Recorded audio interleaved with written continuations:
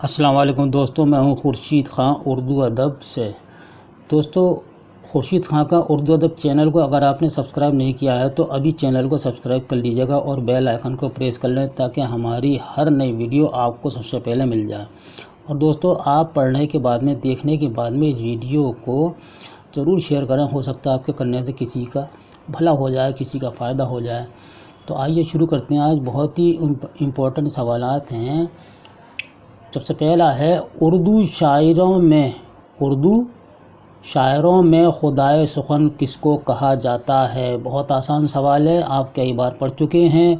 تو یہ میر تقی میر کو کہا جاتا ہے۔ کس کو کہا جاتا ہے؟ میر تقی میر جی۔ اور میر تقی میر بابا آدم اردو شاعری کے ہیں۔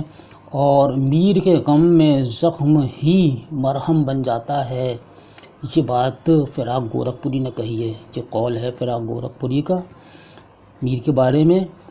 میر تقی میر 1722 کو آگرے میں پیدا ہوئے، یعنی کہ اکبر آباد میں پیدا ہوئے، اور 1810 کو لکھنؤ میں میر تقی میر کا انتقال ہوا۔ اردو کا پہلا تذکرہ جو نکات الشعراء کے نام سے شائع ہوا تھا، وہ میر تقی میر کا ہی لکھا ہوا ہے۔ اردو کا پہلا تذکرہ جو فارسی زبان میں ہے، اور یہ 1751 میں میر نے شائع کیا تھا۔ 1751 میں یعنی لکھ دیا تھا۔ میر کی خود نوشت آپ بیتی اور سوانح عمری انہوں نے خود ہی لکھی تھی، اور یہ خود ہی لکھی جاتی ہے ذکر میر کے نام سے۔ ذکر میر کس کی تصنیف ہے؟ تو میر تقی میر کی ہے۔ ذکر میر کا عنوان کیا ہے؟ ذکر میر کس صنف ادب سے تعلق رکھتی ہے؟ تو وہ آپ بیتی یا سوانح عمری یا خود نوشت سے تعلق ہے اس کا۔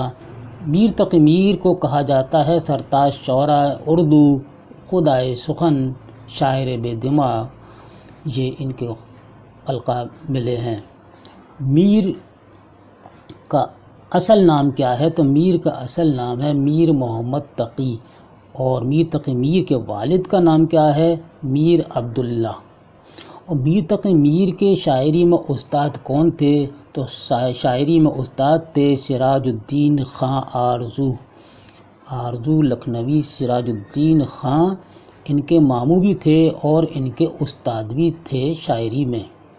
اگلا سوال ہے، ناول آنگن کس کی تصنیف ہے؟ تو جواب دیجیے گا، یہ خدیجہ مستور کا لکھا ہوا بہت مشہور ناول ہے۔ اس ناول میں تحریک آزادی کو ایک خاندان کو گھر کے حوالے سے پیش کیا گیا ہے، یعنی خدیجہ مستور نے اس میں یہ بات پیش کی ہے۔ تصوف کس شاعر کی بنیادی خصوصیات ہے؟ تو جواب دیجیے گا، اصغر گونڈوی کی ہے۔ اقبال کی مشہور فارسی نظم کا کیا نام ہے؟ یہ دیکھیے سب دیے ہوئے ہیں۔ تو سب سے پہلا ہے اے والا اسرار خودی، یہ فارسی نظم ہے علامہ اقبال کی۔ علامہ اقبال 9 نومبر 1877 کو سیالکوٹ میں پیدا ہوئے اور 21 اپریل 1938 کو لاہور پاکستان میں انتقال ہوا۔ ڈاکٹر کا خطاب علامہ اقبال کو 1908 میں ملا، اور سر کا خطاب 1923 میں ملا، اور ملک الشعراء کا خطاب 1901 میں علامہ اقبال کو ملا تھا۔ علامہ اقبال کے 4 شعری مجموعے شائع ہو چکے ہیں، بانگ درا، بال جبریل، ضرب کلیم، ارمغان حجاز۔ آخری شعری مجموعہ جو ہے علامہ اقبال کا ارمغان حجاز ہے، جو آدھا اردو اور آدھا فارسی میں لکھا ہوا ہے۔ فانی کا پورا نام کیا تھا؟ یعنی کہ فانی کا پورا نام ہے شوکت علی خاں فانی بدایونی، یہ ان کا پورا نام ہے۔ 1879 کو بدایوں یوپی میں پیدا ہوئے اور 1941 کو حیدرآباد دکن میں ان کا انتقال ہوا۔ فانی غزل گو شاعر ہیں۔ چمپا کس ناول کا کردار ہے؟ تو آپ کا جواب ہوگا آگ کا دریا کا، یہ مرکزی کردار ہے چمپا۔